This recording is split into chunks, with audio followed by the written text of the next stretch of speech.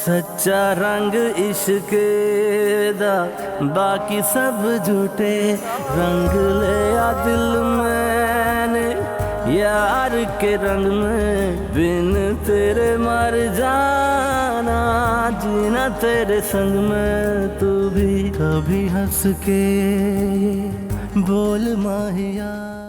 ये लड़का कौन था? He is a new employee in the office. Dad ने कोई वाउचर साइन करवाना था, उसीलिए भिजवाया। अरे ये क्या, तुम तो परेशान हो रही हो भाई। परेशान नहीं हो यार, प्यार करता हूँ तुमसे, नुकसान थोड़ी पहुंचाऊंगा तुम्हें। मुझसे दोस्ती करोगी?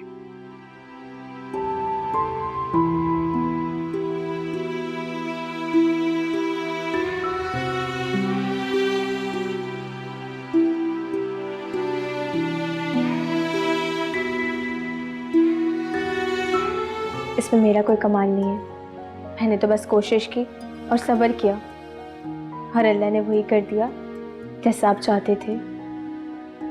और इंशाल्लाह हमाद वक्त के साथ साथ मज़ीद बेहतर हो जाएंगे। अच्छा मुझे ये बताओ कि हमाद को पहले की तरह हंसता मुस्कुराता खुश मिजाज बनाने के लिए हमें मजीद क्या करना चाहिए? डैड, मुझे लगता है हमाद को ज़्यादा से ज़्यादा बिजनेस में इन्वॉल्व रखना होगा। उन्हें घर में फारिग रहकर अपना वजूद खलता है। उन्हें ऐसा लगता है कि वो कुछ भी करने के लायक नहीं रहे। ठीक कह रही हो तुम, बिल्कुल ठीक कह रही हो। वैसे भी वो बिजनेस में मुझे असिस्ट कर रहा है। मैं अभी एक डील के बारे में उससे डिस्कस करना चाहूँगा। वो सपोर्ट तो कर रहा है मुझे। मैं सपोर्टर ना रहने दें डैड, उनके ऊपर जिम्मेदारियां डालें। आप उनको कहें कि ये काम सिर्फ उन्हें ही करना है, कोई और नहीं करेगा। ठीक है। आज बहुत दिनों के बाद हमाद अपनी बेटी के पास गया, उसे गले लगाया, उसे प्यार किया, अपनी गलती पर शर्मिंदा हुआ। यही मैं सब चाहता था।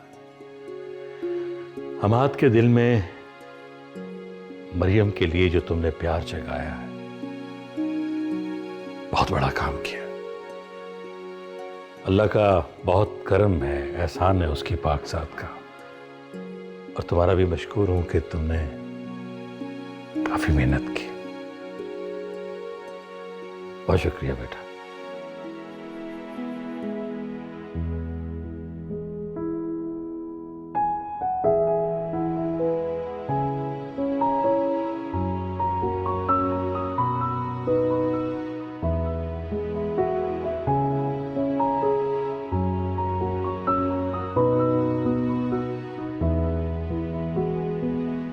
आस उसकी लगाई जाती है जिसकी उम्मीद हो, और उससे मुझे कोई उम्मीद नहीं है। नफरत है मुझे, शदीद नफरत। पता नहीं बाप बेटों को क्या हो गया है, हर वक्त एहसास एहसास एहसास।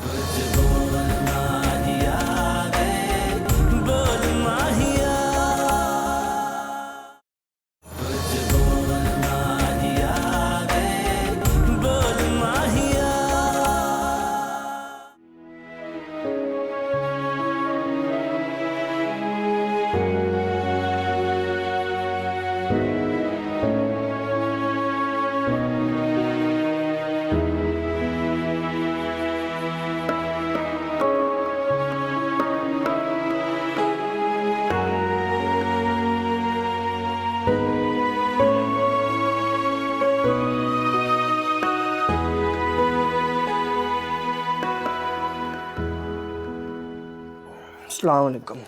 वालेकुम सलाम। ये घर के खर्चे के लिए कुछ रकम है, रख लीजिए। पूरे 20,000 रुपए। अगर और पैसे चाहिए तो बता दीजिएगा, दे दूंगा। अरे बेटा, हम दो ही तो लोग हैं, इतना खर्चा कहाँ होता है।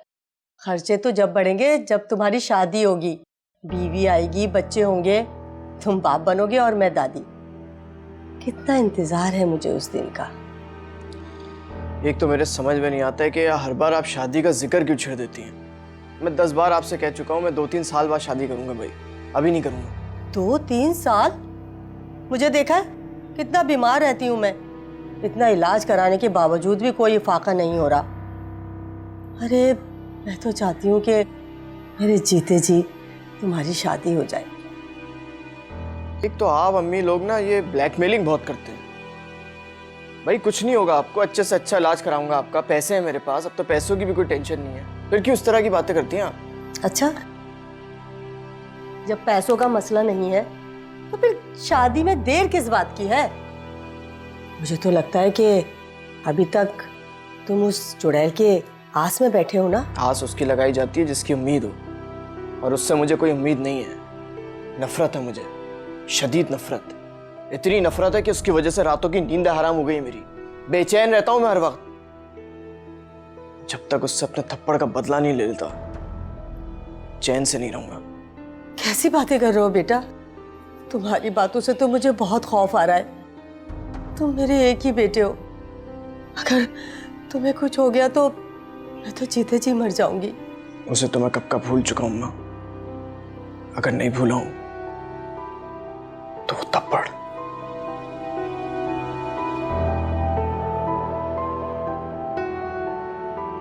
ये लड़की ना उसके दिल से अभी तक नहीं उतरी। मुझे कुछ करना पड़ेगा। किसी बाबा से ताबीज लाती हूँ। हाँ।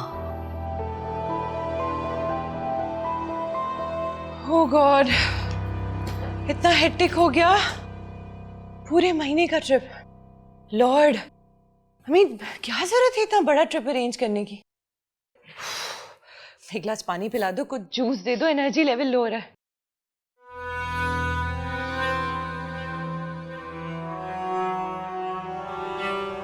रुहेल, जूस या पानी कुछ पिला दो यार, सुन रहे हो ना? हाँ तो सामने ही है ना किचन, जहमत करो और उठकर P low. What's wrong with you? क्या हो गया तुम्हें? अजीब सा बिहेव कर रहे हो। इवन ट्रिप पे भी तुम अजीब थे। मुझे होटल में छोड़कर अपने दोस्तों के साथ पार्टी करना, अजीब सा बिहेव करना, वापस आकर भी ऐसे हो रहे हो। 1 महीने में अपना रंग बदल लिया है तुमने। तुम वो रुहेल हो ही नहीं जो मुझसे प्यार करता था। Narmeen, I am already tired. अपनी फजूल बकवास से मेरा मूड खराब मत करो। और अब अगर तुमने एक लफ्ज भी बोला ना तो मैं यहां से चला जाऊंगा, बल्कि मैं चला ही जाता हूं।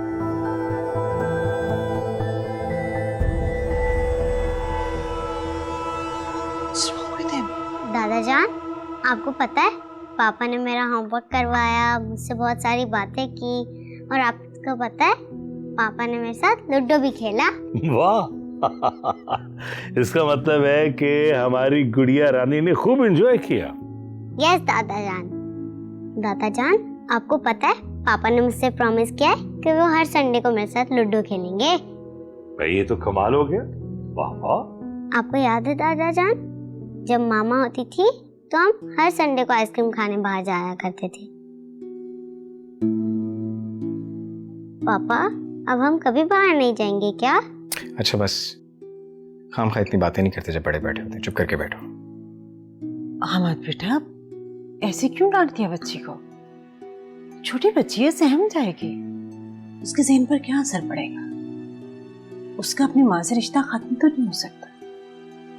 वो अपनी माँ से मोहब्बत करती है। माँ ऐसी होती है, ऐसी होती है माँ। देखो बेटा, तुम तो ऐसे ही बुरा मान गए। मैं तो बस तुम्हें समझा रही थी। मरियम की मोहब्बत अपनी माँ के लिए कभी खत्म नहीं हो सकती।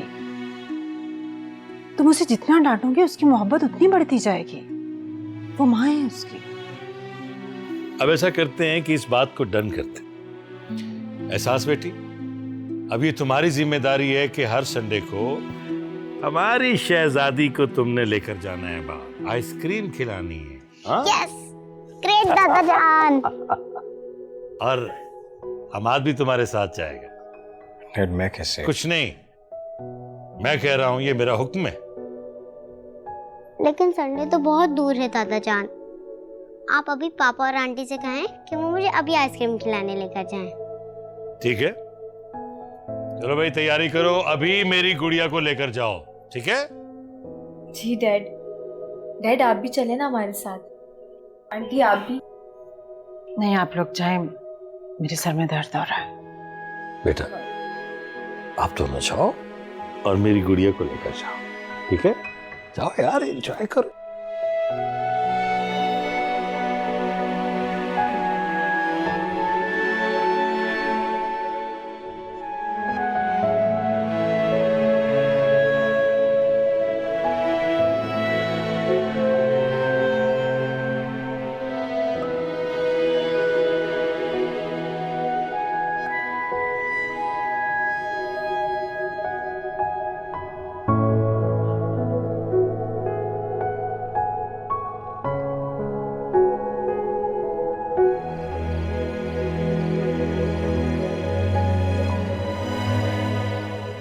भाई साहब ये क्या किया आपने?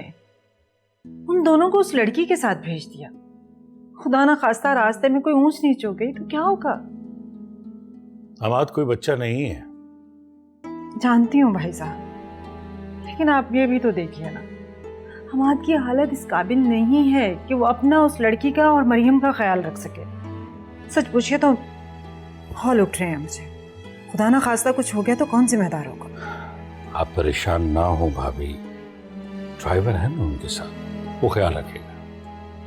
और आप शायद भूल रही हैं, हमाद का चेकअप करवाने हॉस्पिटल एहसास ही लेकर जाती। लगता है आप बहुत थक गई हैं।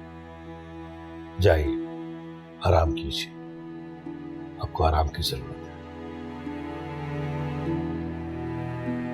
आराम की तो आपको जरूरत है भाई साहब।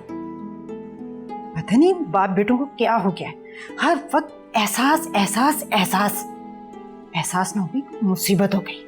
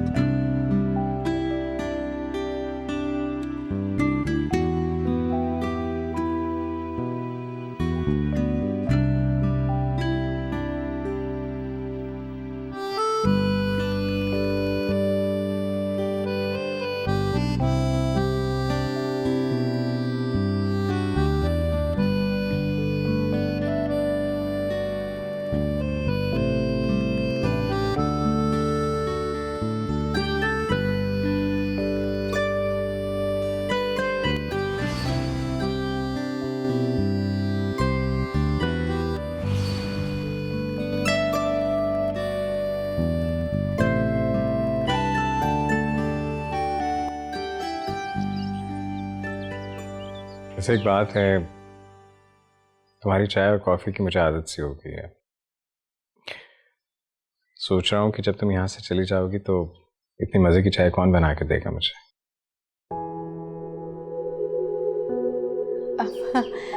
मैं जाने से पहले सुरैया को हर काम सिखा दूंगी। आप फिक्र मत करें, आपको कोई प्रॉब्लम नहीं होगी।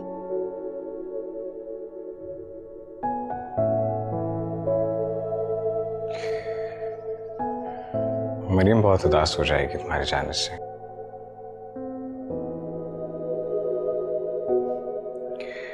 बहुत अटैच हो गई है तुमसे।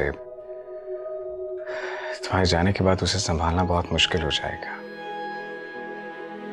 मैं उसे मिलने के लिए आती रहूंगी।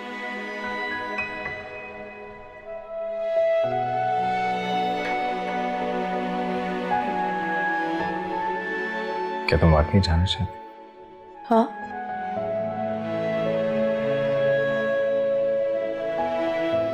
शायद।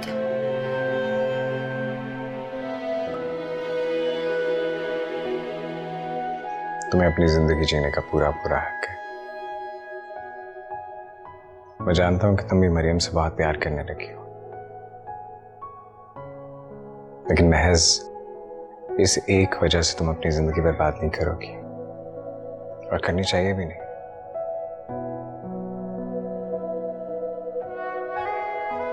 तुम्हें हर हाल में यहां से जाना चाहिए।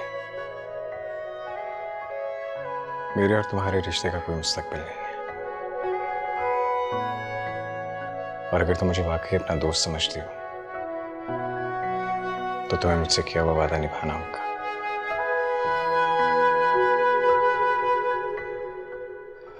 और मैं ये सब तुम्हारे फायदे के लिए ही कह रहा हूं। निभाओगी ना अपना वादा?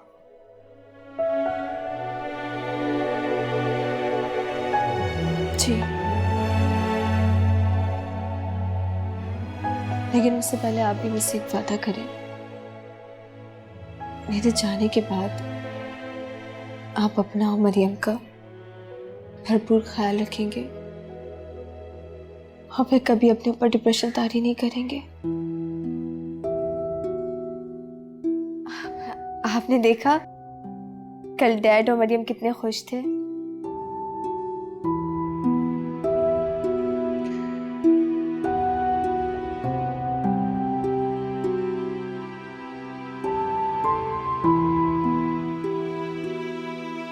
ठीक कह रही हो तुम। अब उनकी खुशी की खातिर मुझे खुद को डिप्रेशन से दूर रखना हो। और सच पूछो तो मैं खुद भी डिप्रेस रह रहकर, जिंदगी से लड़ लड़ कर थक गया हूं। मैं खुद निकलना चाहता हूं इस डिप्रेशन से, और पता नहीं क्यों मैंने खुद को कैद कर लिया था। शायद मैं हकीकत का सामना करने से घबरा रहा था, लेकिन मैंने हकीकत को एक्सेप्ट कर लिया। या तुम्हें पता है, मैं एक मशहूर स्पोर्ट्समैन था। बहुत से मेडल्स, बहुत सी ट्रॉफीज जीती, चैंपियन था अपने वक्त का। जिंदगी को भरपूर अंदाज में जीने वाला, खुशियों को महसूस करने वाला एक जिंदा दिल इंसान। लेकिन फिर इस हादसे के बाद जब मैंने अपनी टांगें खो दी, तो सब्र से काम लेने के बजाय खुद को डिप्रेशन में मुब्तला कर लिया। और मुझे यह एहसास हो रहा है कि मैं अंदर से कितना कमजोर इंसान हूं, कि उसकी दी हुई आजमाइश पर पूरा नहीं उतर सका।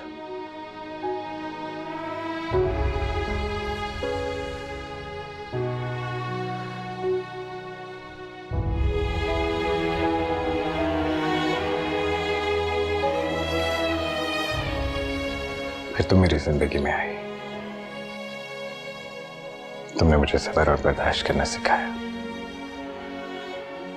मेरे दिल में मेरी बेटी के लिए मोहब्बत जगाई।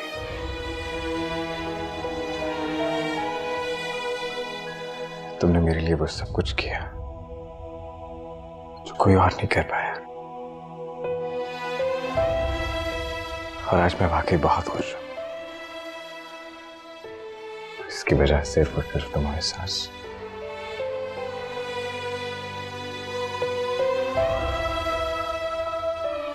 बस मुझे अफसोस इस बात का है कि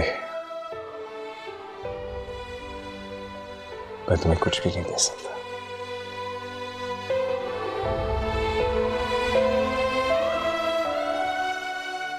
कोई खुशी नहीं दे सकता।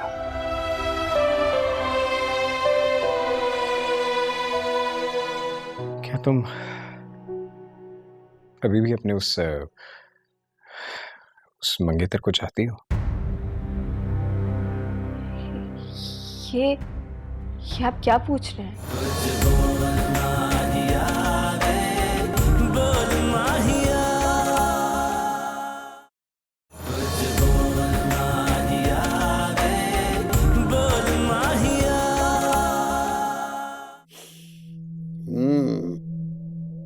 बोल, क्या मसला है तेरा? बाबा जी क्या बताऊं, कोई एक परेशानी हो तो बताओ।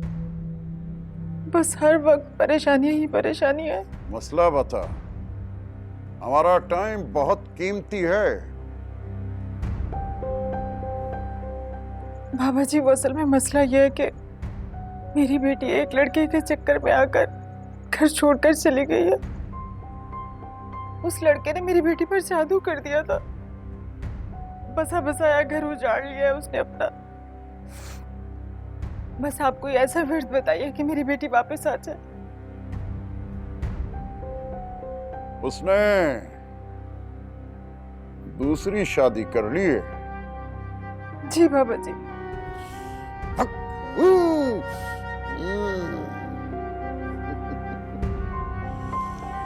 तू चाहती है कि उसे तलाक हो जाए। ये इतना आसान काम नहीं है, बड़ा अमल करना पड़ेगा इसके लिए। बाबा जी आप तो बहुत पहुंचे हुए बुजुर्ग हैं, आपके लिए तो कुछ भी नामुमकिन नहीं है। आपके काम के पूरे शहर में चर्चे हैं। मैं बड़ी आस लेकर आई हूँ आपके पास।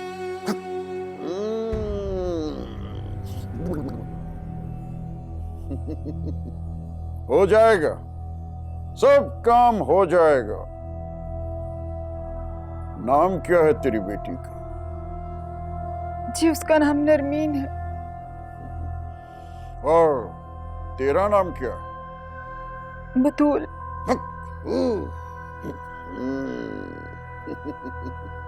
हो जाएगा तेरा काम। बाबा जी एक और छोटा सा काम है। बोल, क्या और मसला है? वो असल में मेरे दामाद ने भी दूसरी शादी कर ली थी। वो लड़की इतनी चालाक निकली है कि पूरे घर पर उसने कब्जा कर लिया, सबको अपनी मुट्ठी में कर लिया। उस लड़की के आने से पहले पूरे घर में मेरा राज था। बस मैं ये चाहती हूँ कि आप कुछ ऐसा विर्द बताइए, कुछ ऐसा तवीज दीजिए कि उस घर में फिर से मेरा राज हो जाए। सब काम हो जाएगा तेरा, परेशान ना हो। हम बैठे हैं ना, बस तू 2 लाख का बंदोबस्त कर ले, सारी मुरादें पूरी हो जाएंगी तेरी। और हाँ, ये ले तावीज, और हाँ ये पानी, इसको उसके दरवाजे पे छिड़क देना और तावीज को कहीं अटका देना दीवार वगैरह पे। जा तू, शाबाश। हक हू। हाँ बेटा, तेरा क्या मसला? मेरा तो सर दर्द से फटे जा रहा है। लग रहा है ब्लड प्रेशर हाई हो गया मेरा। अम्मी, आप एहसास को उसके हाल पे क्यों नहीं छोड़ देती? उसे देख देख कर आप कुड़ती रहती हैं। अब देखिए ना, इसी बहाने आपने अपनी तबीयत खराब कर ली। अरे उस कमबख्त को देख देख कर मेरा दिल जलता है कसम से। लेकिन तो फिक्र मत कर, उसका भी बंदोबस्त कर लिया मैंने। एक आमल बाबा ढूंढा है मैंने। उसने ऐसा विर्द बताया है कि ये लड़की 4 दिन में खुद ही यहाँ से रफ्फू चक्कर हो जाएगी। तो फिर आपका ब्लड प्रेशर क्यों बढ़ रहा है? हाय हाय, क्या बताऊं बच्चे। नरमीन को ख्वाब में देखा, बहुत बुरे हाल में देखा उसको मैंने। उसी की फिक्र लगी हुई है मुझे। पता नहीं मेरी बच्ची किस हाल में होगी। कभी मेरे बारे में भी सोच लिया करे अम्मी। सोतेला हूं क्या मैं? हाँ, मैं सोच रही थी तू जो ऐसे बैठे मेरे पाँव दबा रहा है ना, कोई ना कोई मतलब है जरूर। बता, छोड़ दे मेरे पाँव। क्या मतलब है तुझे? किस बात पर चापलूसी हो रही थी माँ की? अम्मी, मैंने तो सुना था माएं बगैर कुछ कहे बच्चों के दिल की बातें समझ जाती है। साफ साफ बता, क्या मतलब है, क्या चाहिए? पहेलियां मत बुझवाओ। देखिए अम्मी, अब तो मैं ताया जान के ऑफिस भी जाना शुरू हो गया हूँ। मेरी शादी करवा देना अम्मी। क्या शादी? दिमाग ठीक है तुम्हारा? 2 दिन हुए नहीं ऑफिस जाते हुए, शादी करा दूं तुम्हारी? अम्मी, आप बहुत ज्यादती कर रही हैं मेरे साथ। आपको नरमीन के अलावा और कुछ नजर ही नहीं आता, जबकि नरमीन को आपकी कोई फिक्र नहीं है। किसी दिन अगर मैं छोड़ के चला गया ना आपको, तो फिर देखिएगा। तो जा, अभी निकल यहां से, अभी छोड़ के जा, दफा हो जा यहां से। किस लिए बैठा है तू? धमकियां दे रहा है मां को, शर्म नहीं आती? अम्मी, मेरी प्यारी अम्मी, मैं तो मजाक कर रहा था। मैं भला अपनी अम्मी को छोड़ के जा सकता हूँ?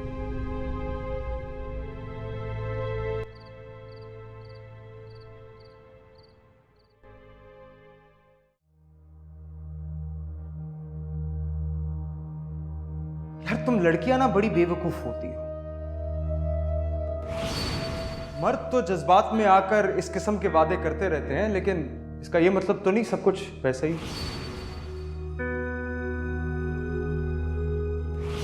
मैं तुम्हारे अपार्टमेंट में रखा हुआ कोई डेकोरेशन पीस नहीं हूं जिसे तुम उठाकर बाहर फेंक दो। I am your husband.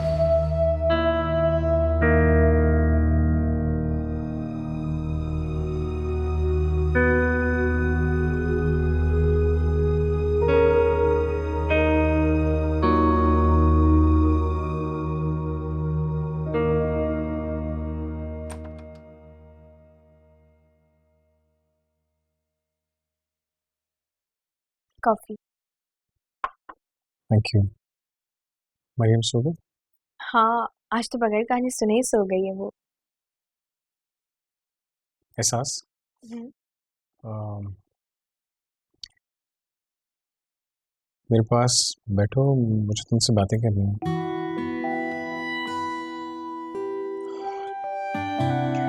Please.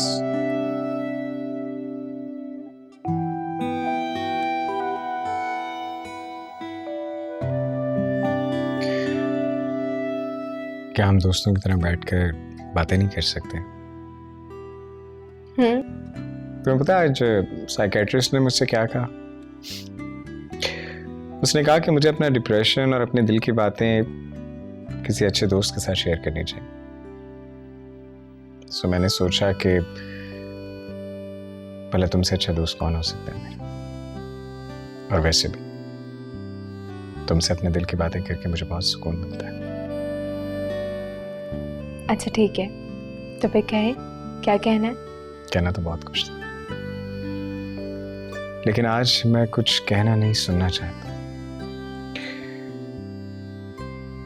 एहसास है कि मैं तुमसे तुम्हारी जिंदगी के बारे में पूछूं तो? जी पूछे। Actually I just want to know कि आखिर तुम्हारी ऐसी क्या मजबूरी थी जो तुम मुझसे शादी करने पे रजामंद हो गई। आई मीन जिस हालत में मैं हूँ, मेरा नहीं ख्याल कि कोई भी लड़की अपनी मर्जी से मुझसे शादी करने के लिए राजी होती। कहीं आपको ऐसा तो नहीं लगता कि मैंने आपसे शादी किसी मतलब के तहत की है? ऑनेस्टली स्पीकिंग पहले मेरे दिल में यही खदशात थे, लेकिन अब तुम्हें जानने के बाद वो सब दूर हो चुके हैं। बट स्टिल अगर तुम मुझसे शेयर नहीं करना चाहोगी तो मैं तुम्हें इंसिस्ट नहीं करूंगा। नहीं, आपने पूछा है, मैं आपके सवाल का जरूर जवाब दूंगी। लेकिन इससे पहले आप मुझसे एक वादा करें कि ये सारी बातें जानने के बाद आप डैड से कोई शिकायत नहीं करेंगे और नाराज भी नहीं होंगे। Okay, I promise.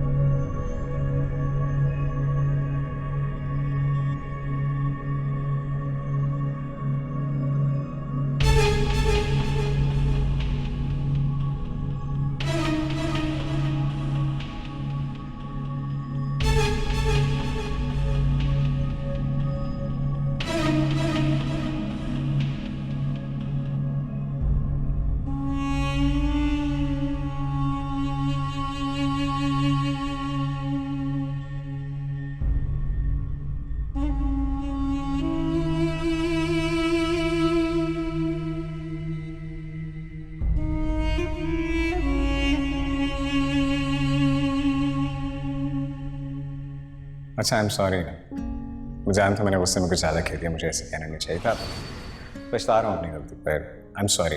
अब गुस्सा नहीं करो ना, चलो कहीं लॉन्ग ड्राइव पे चलते हैं। ऐसे कैसे चलो? सॉरी नहीं कहा है अभी तक आपने। अरे बाबा, अभी कहा तो है सॉरी। सॉरी कहाँ बोला है?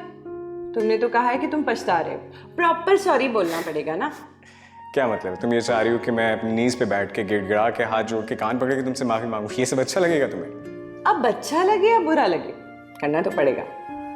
You sure?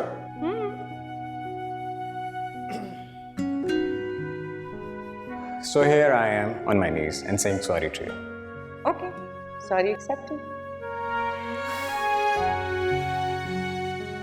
मुझसे नाराज मत होगा। तुम नाराज होती हो तो मेरी धड़कनें रुक से जाती हैं। कुछ भी अच्छा नहीं लगता। तुम हो तो सब है, तुम नहीं तो कुछ भी नहीं। So please, मुझसे नाराज मत हो।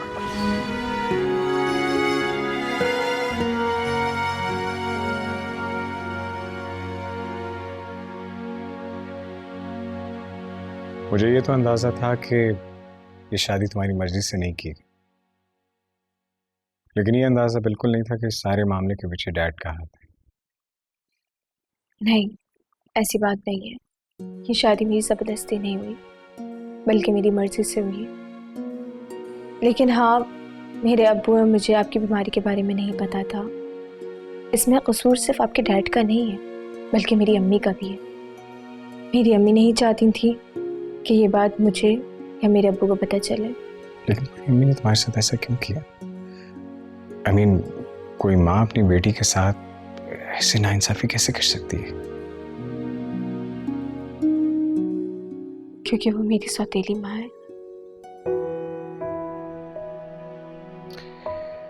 ओह, I see। बहुत दुख हुआ तुम्हारी कहानी सुनकर। एक बात पूछूं एहसास, प्लीज सच बताना, क्या तुम अभी भी अपने उस मंगेतर को चाहती हो? ये आप क्या पूछ रहे हैं? क्योंकि मैं चाहता हूं कि मुझसे तलाक लेने के बाद तुम उसी से शादी कर लो जिसे तुम चाहती हो।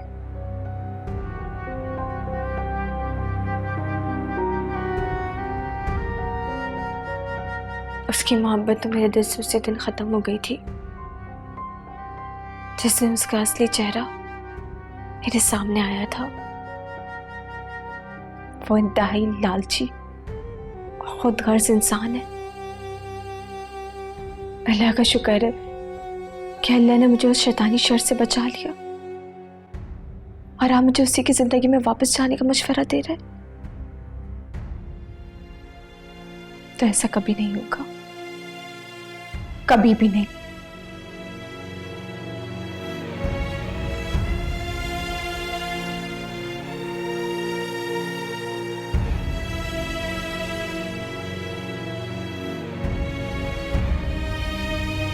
मुझे भी बाबा जी ने पूरी तसल्ली दिलाई है कि सिर्फ 3 महीने लगेंगे, 3 महीने। फिर देखना, जैसा मैं चाहती हूँ, जो चाहती हूँ, वैसा का वैसा हो जाएगा।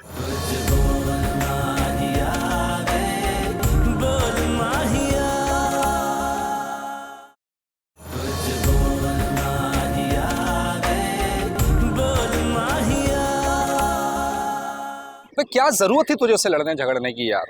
अगर वो सोने की चिड़िया अगर तेरे हाथ से निकल गई ना तो पूरी जिंदगी हाथ मलता रह जाएगा भाई। बर्दाश्त कर उसका रवैया। कितनी दफा तुझे समझाया है मैंने। शादी की 1 माह बाद ही तूने अपनी असलियत दिखाना शुरू कर दी। तो क्या करूं? चुपचाप उसकी बकवास सुनता रहूं? अब और ड्रामे नहीं होते यार मुझसे। उसने मुझे सचमुच का नौकर समझ लिया यार। मैंने आज तक सारी जिंदगी किसी की बकवास नहीं सुनी, उसकी कैसे सुनूं? तू बहुत बड़ा बेवकूफ है यार। कुछ पाने के लिए ना कुछ खोना पड़ता है। अब सुन, तू चुपचाप रह के उसका रवैया बर्दाश्त कर। प्यार ही प्यार में 2 करोड़ रुपए निकलवा दो। उसके बाद जो चाहे तू कर, चाहे तो हमेशा के लिए छोड़। देखना मैं तुम्हें रातों रात कहां से कहां पहुंचाऊंगा। एक दोस्त है मेरा, है तो 2 नंबर, लेकिन थोड़ा ठरकी भी है।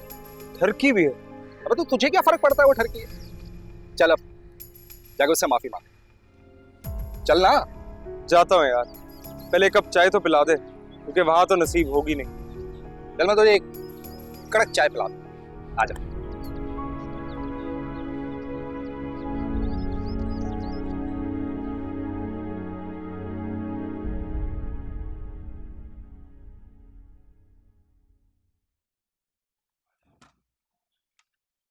जी बेगम साहिबा।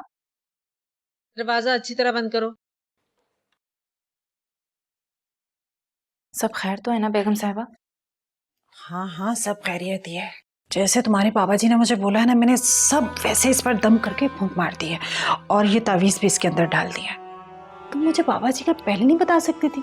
कम से कम इस मनहूस से बहुत पहले जान छूट जाती मेरी। अब भी कुछ नहीं बिगड़ा बेगम साहिबा। उनके तावीज़ों में बड़ा असर है। दूर दूर से लोग उनके पास आते हैं, झटपट काम हो जाता है।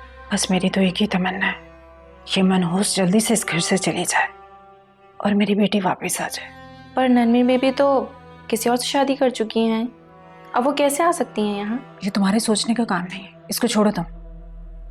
ये नमक पकड़ो, ये तुमने भाई साहब के और हमाद के खाने पर थोड़ा सा छिड़कना है। और ये पानी लो, पानी तुमने हमाद को, भाई साहब को और मरियम को भी पिलाना है। मरियम बीबी को भी? हाँ हाँ, मरियम को भी। तुमने देखा नहीं, मरियम सारा दिन एहसास के इर्द गिर्द कैसे मंडलाती है। मुझे तो लगता है उसने इस बच्ची पर भी काला जादू कर दिया है।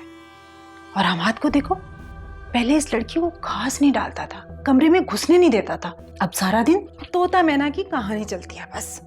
तौबा है भाई, पता नहीं कैसा जादू कराया। लेकिन तुम फिक्र मत करो, मुझे भी बाबा जी ने पूरी तसल्ली दिलाई है कि सिर्फ 3 महीने लगेंगे, 3 महीने। फिर देखना, जैसा मैं चाहती हूँ, जो चाहती हूँ, वैसा का वैसा हो जाएगा इंशाल्लाह। इंशाल्लाह। अच्छा तुम जाओ, लेकिन छुपके करना, किसी को पता ना चले। ठीक है, जाओ। बस ये तावीज़ असर कर जाए। मेरा क्या, कोई और नौकरी मिल जाएगी मुझे। लेकिन अगर आपके खिलाफ सबूत मैंने मुराद साहब को दे दिए तो ना सिर्फ आपकी नौकरी जाएगी, बल्कि मुराद साहब आपको जूते मार के घर से निकाल देंगे। खबरदार, आइंदा तुम जॉब का नाम नहीं लेना। वो महारानी वहाँ पे ऐश कर रही है और मेरी बेटी मामूली दफ्तरों में अपनी जूतियां चटकाती फिरेगी। झूठ बोल रही हैं आप।